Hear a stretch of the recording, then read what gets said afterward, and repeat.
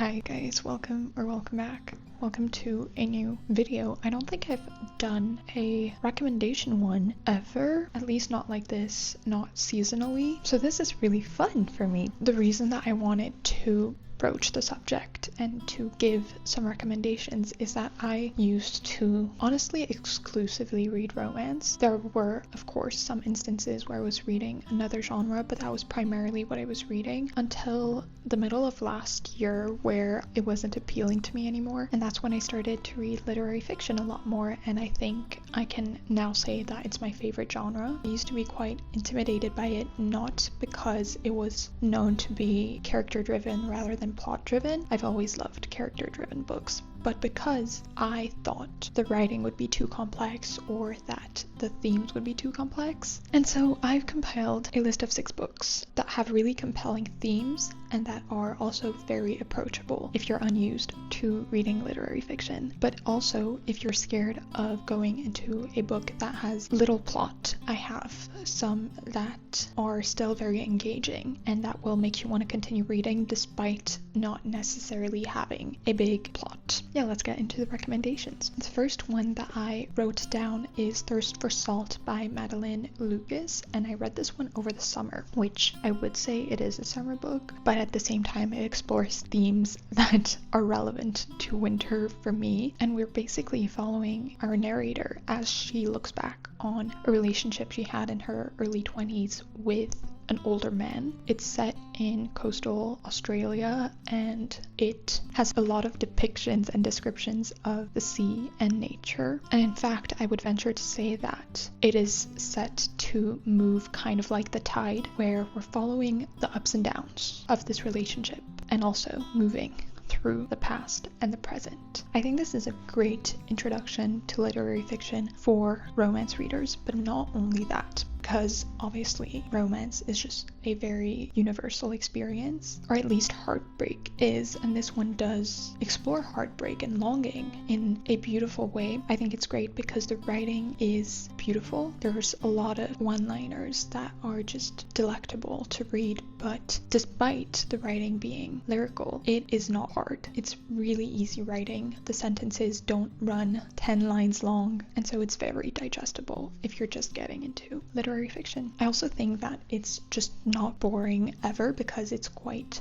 short, but also just because following the ups and downs of a relationship is just so relatable that there's no point in the story where you feel that it's dragging on, and I think that's a really good way to get into literary fiction, because sometimes it can be intimidating to spend so much time with characters when not much happens. I wouldn't call it fast-paced, but it's not slow-paced either. It takes the time to explore specific events, but it doesn't move too slowly overall. If you're especially into summer reading or you just love summer, I think this is a great book to read. Then I have another one that I read this year, and that is Post Traumatic by Chantal V. Johnson. This one follows our main character, Vivian, who is a lawyer, and on the surface, she's got everything going on for her. She's successful in her career, she's a beautiful woman, but underneath, she's losing it. She is simply just constantly battling with the long-term repercussions of trauma, specifically childhood trauma, but it's not written in a serious way that is super gut-wrenching. In fact, it's quite the opposite. It's a extremely funny book. It's full of dark humor, so if you're interested in something like that, something close to Ottessa Moshfegh, this one is perfect. And I think because of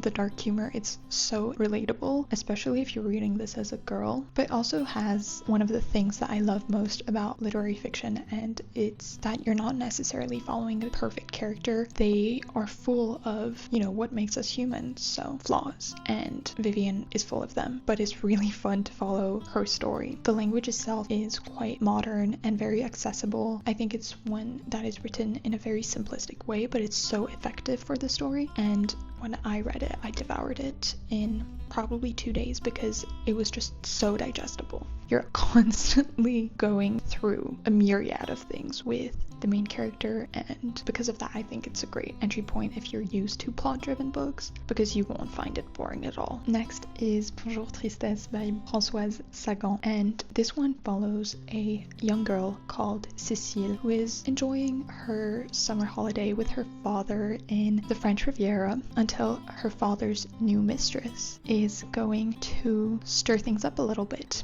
This one is extremely short, but the prose is a bit more lyrical, and I guess because it is older, it might not be as easy at first, but it's so beautiful, and I really, really loved the way that it was written. It has this sense of drama that is really only specific to a young teenage girl, and Cécile is just the prime example of being a girl in your teenage years and going through it and kind of pushing her outlook onto other people. Her mind runs really fast, and so it's never boring. In fact, there is this very low simmering sense of tension the more you go through the book, which makes you really want to continue it. And I think I read most of it in one sitting because of how short it was, but because of how entertained I was as well. Similarly to Thirst for Salt, this one has a very important scenery aspect to it, and the descriptions of the beach and the nature and the sweltering summer are really, really well done, and they instantly throw you into the setting, which immerses you into the story overall and makes it easier to continue, which is why I think it's a good book to read if you're trying to get into literary fiction. My next recommendation is a book I read a long time ago called Almond by Son Won-pyong, and this is translated from Korean, and it's about a boy whose brain does not process emotions like fear or anger, and so he has a very controlled kind of life to try to go through life in a more normal way, or at least a more conventional way, trying to teach him,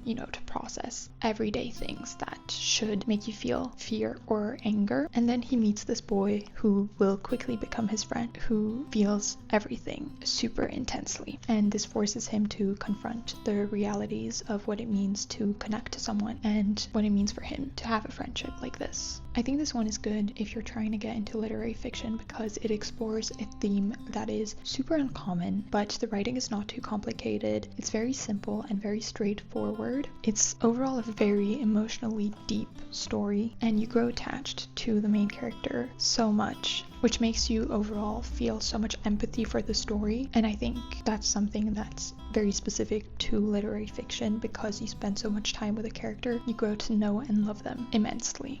It's overall perfect if you want something deep, if you want something that will maybe make you cry, but that's not too long. Number 5 is Adelaide by Genevieve Wheeler. Adelaide follows Adelaide, who in the first chapters checks herself into a hospital because she is not okay, and she hasn't been okay. And then the novel jumps back into the past when she's just moved to London, and she gets into a relationship with this guy and holds on to that relationship even though it's bringing her more strain and pain than anything. I think this one is actually the perfect book for romance readers because it follows that relationship in a very romantic way, and in a way that closely aligns with romance books where you inevitably like the guy she falls in love with and see that relationship beautifully until it starts to slowly unravel. I think it's just a very relatable book if you've gone through any sort of toxic relationship or a relationship that was bringing you more disadvantages than advantages. And it's overall a very, very easily written book. It's super modern. It makes references to the modern world. It mentions current authors, current events, current lingo, and so it feels very real. It's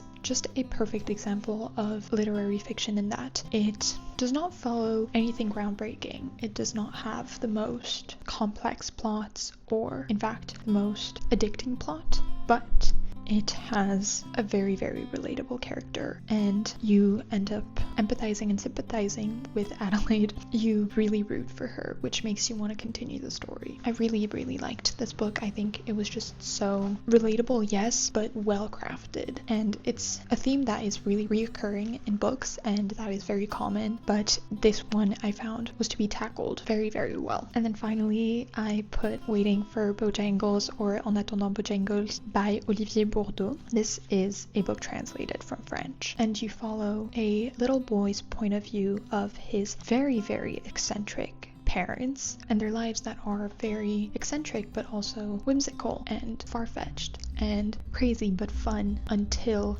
his mother's mental health starts to kind of shatter the magic that was brought to the household. This one is, again, a very, very short book and quite emotional for the story, but I think it's just so well written, and the fact that it is under the boy's point of view and not the parents adds so much to the story, and it's a very good example of characterization and who narrates the story and the choice of that and how that makes the whole story completely different. But it's also very subversive to writing in general. I don't really know about the English version, though I've heard the translation is quite good, but at least in the French one, Olivier Bourdeau plays so much with prose and writing and words, and it's very silly and playful, which adds to the overall magical, whimsical theme and mood of the book. But it also just tackles mental health and mental illness in a way that I've never seen before, and it really doesn't just focus on what's bad or, what's wrong, but it also shows love and compassion and fun and good. I think it was just such a different book to others that reading it is just a perfect book for anyone who wants to get into literary fiction, because it does follow the characters, but it is so constantly bringing in things and events that are crazy and fun that you're really, really invested. And then it is also a truly emotional book. I think it's one of the best that I've read overall because of how it was written, how it played with language, and how it kind of transgressed the boundaries of that. But also the theme and the story itself were really, really compelling and so engaging. I never wanted to put it down. I think I read it over the course of one night in one sitting, which is quite rare for me, but that's how digestible it all was. And that's it. Those are the 6 books that I would recommend that you read if you want to get into literary fiction. I tried to include books that you've not necessarily heard too much about, because of course there are the more obvious ones like Yellowface, which is a good entry point as well, or Normal People, perfect entry point, but they are more popular, so you might have read them already. But if you haven't, you can also give those a try. I hope you found your next literary fiction, and I hope you, like me, will end up really loving the genre and wanting to read a lot more of literary fiction books. I'll see you soon. Bye.